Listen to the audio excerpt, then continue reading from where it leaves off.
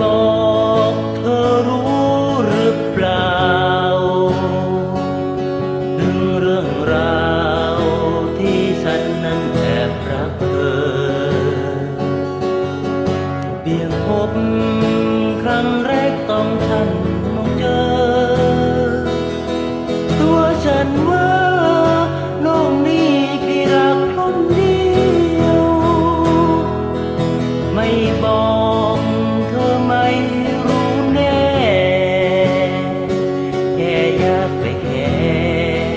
หัวใจยังเพ้อโซก็แค่ผู้ชายหัวใจแทบโซรักของพี่รักนี้พี่รักจมยอ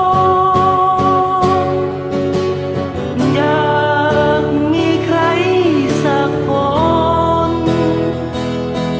ช่วยผ่อนคลายความโอ้คนเศร้าใจบนทางต้องไกลยังไม่มีใครหัวใจพี่รักต้องโซ